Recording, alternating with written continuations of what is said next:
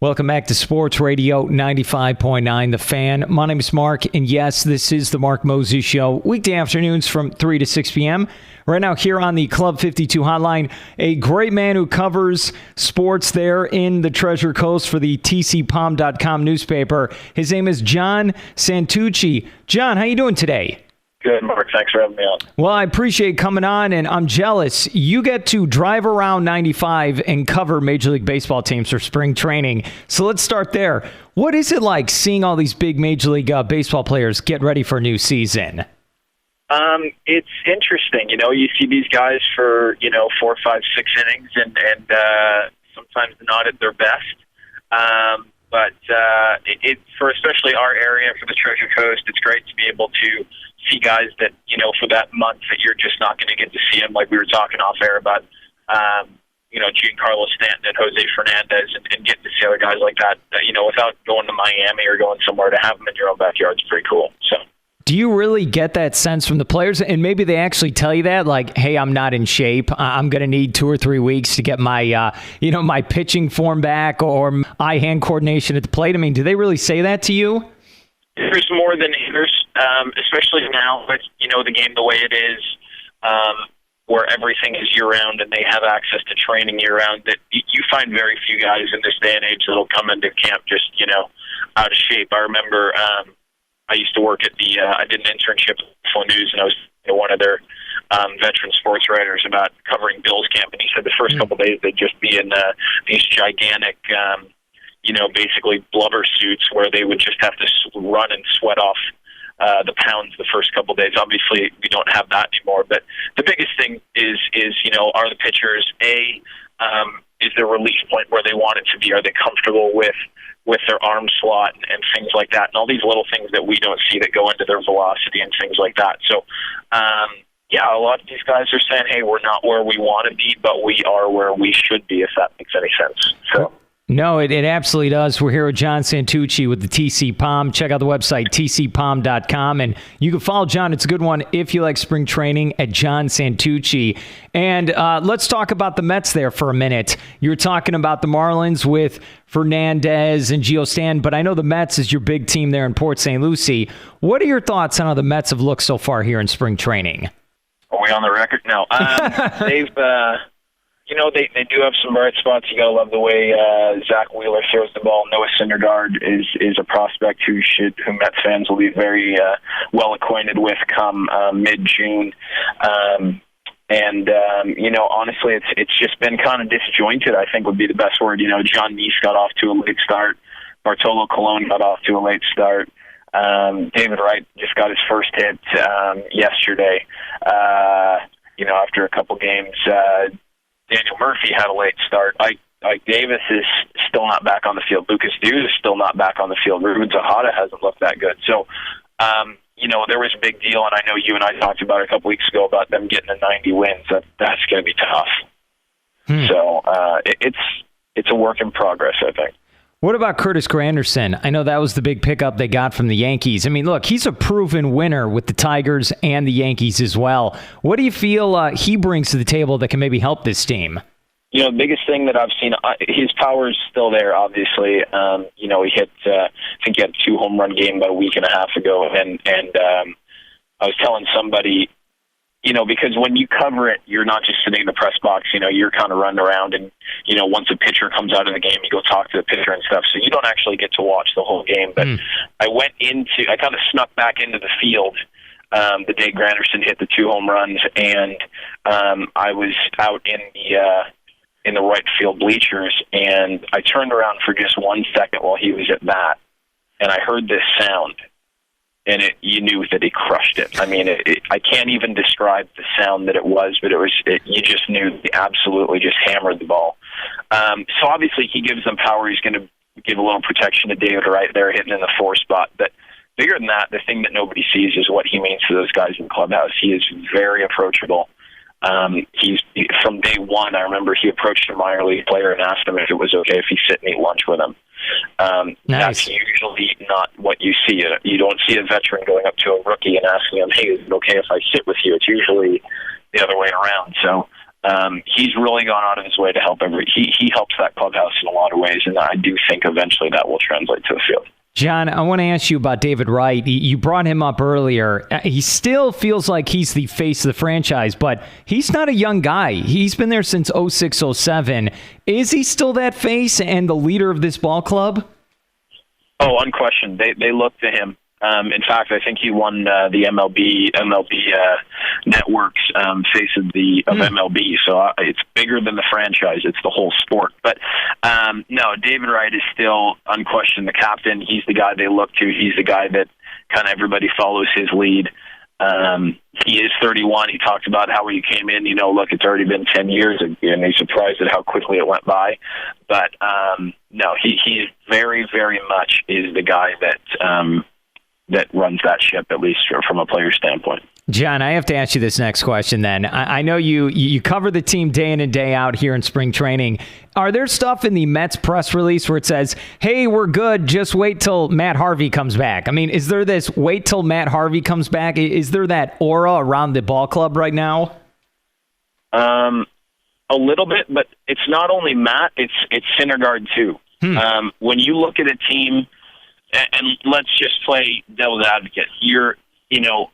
Bartolo, they signed him for 2 years, and he's an innings eater, and really a lot of that signing was predicated because Matt got hurt. But you can talk about, if he comes back healthy, a 2015 or even a 2016. And I say 2016 because, and let me jump ahead a little bit, I had a great conversation with Vero Beach resident Derek Lilliquist, who's the pitching coach of the Cardinals, the other day, and we were talking about Adam Wainwright and how it really took him a year to get back into it. And then last year, obviously, he finished second in the Cy Young voting. So you look at a 2016, possibly, where if Matt's totally healthy, you're looking at a 2016 rotation that would include your top three guys could be Matt Harvey, Zach Wheeler, and Noah Syndergaard. There's three guys who can dial it up to the high 90s. They have really filthy secondary pitches. That's a really great starting block to any team. So there is definitely hope on the horizon, but it's not this year. Yeah, I'm trying to get to. Hey man, I'm trying to get to Saturday. All right, we're talking 2016. It's unbelievable, but. We're here with Jon Santucci, and I want you to know, my dad and I read an article of yours over last weekend. We thought it was phenomenal, talking about the uncertainty of a lot of these ball clubs here, Space and Treasure Coast, even the Orlando area with the Astros, the Nationals, and a lot of these other teams. What are your thoughts on the future of baseball here on 95 with spring training? It's completely tied to what's going on right now with the Houston Astros, and really they are the ones holding all the cards. Here's how I understand it all. The Nationals their lease, I believe, expires in Vieira in 2017. Mm-hmm. The Astros lease expires in Osceola in 2016 in Kissimmee. The Astros would like to move to Palm Beach County. They're also looking at Arizona as a possibility, and they're also looking at possibly even staying in Kissimmee. But their first move, at least what I'm seeing, is that they'd like to be in Palm Beach County. And I just went to the Palm Beach County Board of Commissioners meeting on Tuesday, and they have their general counsel there. It's close to Floridian, which Jim Crane owns in Palm City, and obviously he's the owner of the Astros. He's already said he'd like to keep the team close, and he does want to save baseball on the East Coast. If, for example, and it seems to be right now, the Blue Jays appear to be out. If the Astros and the Nationals move to a site in Palm Beach, it would save baseball on the East Coast. You'd have 5 teams within 50 minutes of each other. The Cardinals and the Marlins would not be looking to get out of their lease. And by the way, their lease goes through 2027, but they can get out of it as soon as 2017 if there's less than 4 teams between Fort Lauderdale and Vieira. And obviously, if they leave, the Mets can leave. So there's a lot of dominoes that could fall if this deal doesn't come through. Are the Astros a team that says, look, we want to team up with someone else, we don't want our own facility? Because that's what I kind of feel out of this. Like, is that what they want? Their general counsel has said to us that it makes more sense to build a 2-team facility. If they build a 1-team facility, it would be, I believe that there's a $20 million incentive is the word I'm going to use from the state. If it's 2 teams, it's $50 million, and that's about half the cost of the construction. So they have said numerous times it does not make sense to build a 1-team facility in this economy. It just doesn't, and they're probably right.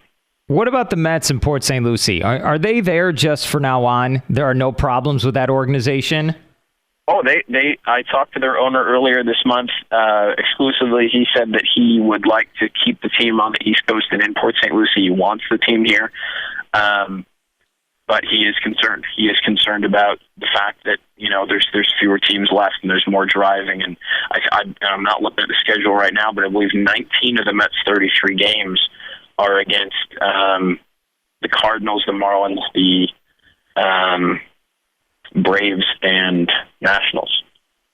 That's their whole thing. Yeah. That's their whole. They'd rather not see 3 teams out of their divisional spring. So, obviously the Astros would help alleviate some of that. What about historic Dodger Town? I know I've had them on my show. They're trying to get a new image and try to get some minor league games there as well coming up this spring. What are your thoughts on them? I mean, would they put in a bid to maybe get another team? I don't see that as being a realistic option. They've said that they're the business model they have right now, bringing in all the high school and college teams that train there during the year, is working very well for them. So I don't think that it's a need that they're really looking at. Not to mention that the Astros have said that even Port St. Lucie would be too far north because of the distance from Palm Beach International Airport. So I don't see how Vero Beach makes more sense. No, that's a good point. I love the inside, man. I appreciate coming on. And I'll end with this. How big is Gio Stan in person after he had a 500-foot bomb the other day? I mean, is this guy as big as Brian Urlacher? I've never been next to Urlacher. The guy that he looked like to me was Jason Taylor. Ooh. He looks like a bigger version of Jason Taylor. I've been in the Dolphins locker room a number of times. He was, when I saw him and just his arm definition and everything, that's a guy he reminded me of, but actually probably a little thicker. But let me tell you, that home run that he hit Monday or Tuesday, I can't remember what day it was, that was the longest home run I've personally ever seen in my life. And I would say if that extra antenna had been there, that he hit about 30 feet up, it was easily, in my opinion, at least 525 feet. Well, you talked about... I've never seen anything like it before. What's funny is you talked about Granderson and the sound it made when he hit one. Was there even a crazier sound when Stan hit that one? I don't remember the sound. I remember just watching him swing, and it just looked like it was so easy. Like, it didn't look like he muscled it out. It looked like he just flicked his wrists, and oh boy, there it goes, Oh, man. I've been around him before. I've seen him hit home runs before. I remember watching McGuire in spring training quite a bit, because I used to actually cover the Cardinals.